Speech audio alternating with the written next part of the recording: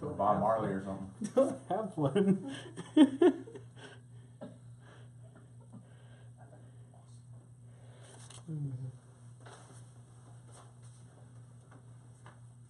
Alrighty.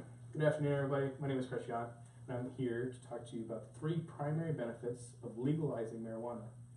So, first off, what's your stance on it? Do you agree with it? Do you disagree with it? And something I wanted you to think about.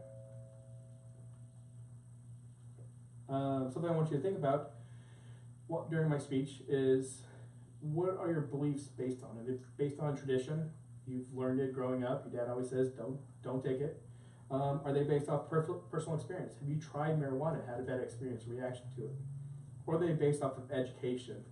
Have you done the research? Have you looked into it? Is it a good, is it a bad thing?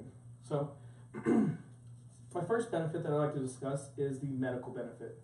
And a lot of people see that first. They see the medical and they maybe see the money benefit, but I'll talk about that later. So the medical benefit. Although legalizing marijuana may seem like it is a social movement, a social phenomenon right now because of Facebook and Twitter, it's not because we have more connections to people nowadays that it is it's a major topic. It's actually been going on for about 20 years now. The research shows that nearly 20 million users, we have nearly 20 million users in the United States. About more research, and of course a lot of this speech is going to be about research, the derivatives. So there are 3 primary derivatives: THC, CBD, and CBJ. Research shows that 2 of 3 of the derivatives can actually help epilepsy, pain patients, and psychiatric disorders.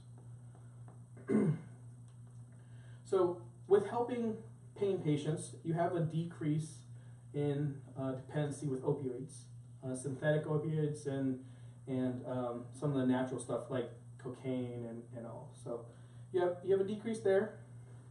These derivatives that I'm speaking about too are CBD and CBJ. They're actually non-toxic. The only derivative in marijuana that gives you that high when you think about someone smoking is actually THC. Let's see, what else here? In addition to 2 of the 3 derivatives actually being medically good for you, the dependency on marijuana is much lower among adult users than it is with children. So, for example, you have a child, so if you were to start your children on marijuana at an early age, it's more likely she's going to get addicted. But myself, for example, if I start marijuana now, it's highly unlikely I'm going to get addicted. And that just can't be said about opiates. I can start it now and get addicted instantly. Your child can start it now and get addicted instantly. But the primary medical benefit I'd like to talk about is the anti-cancer effects that CBD has when taken with chemo.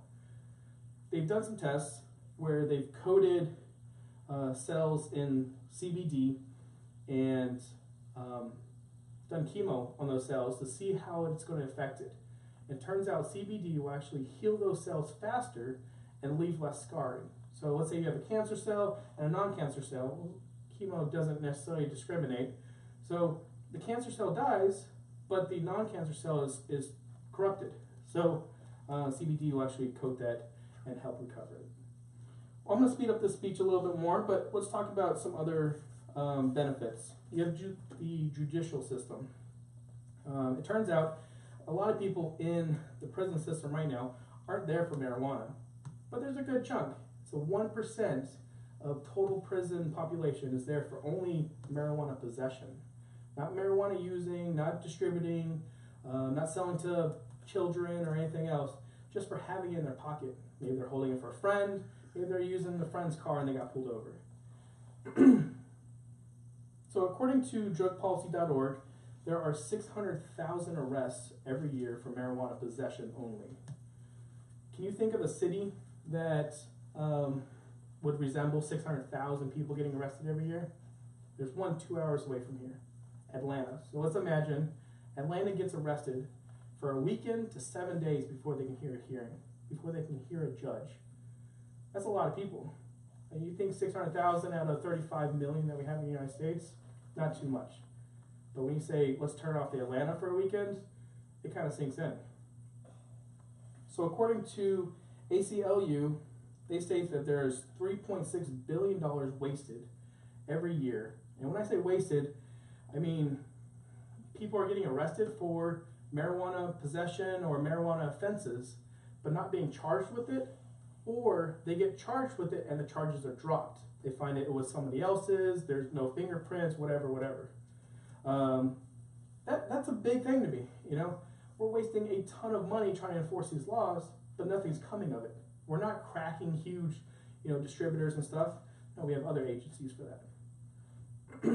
So let's further drive my point home with economic benefits. So some economic benefits would be unemployment rate. It's been a huge issue ever since Obama took office. We're always seeing the unemployment rates on the news. According to ICF study, if California were to legalize marijuana types of jobs, it would create nearly 81,000 jobs in California alone. And then according to ACG, they're going to create nearly half that many jobs in Nevada. So these are two states that either have legalized it recently or in legislation of legalizing it.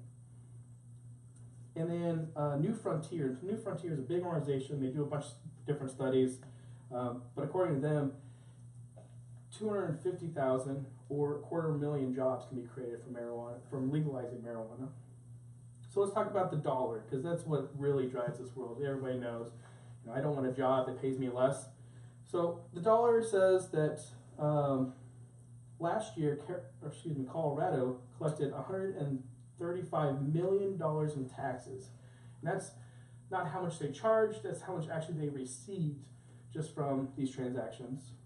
California could reach up to $3 billion because they're nearly 7 times the size of Nevada. So on to personal income tax.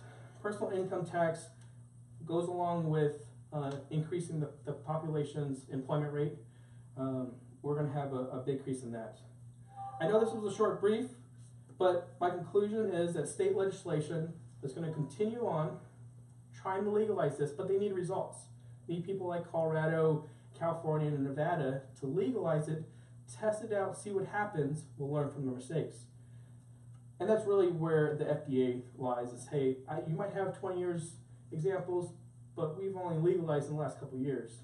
I need more examples here. So on with the numerous health welfare benefits to a decrease in prison population and public funds being wasted, and then an increase in state income.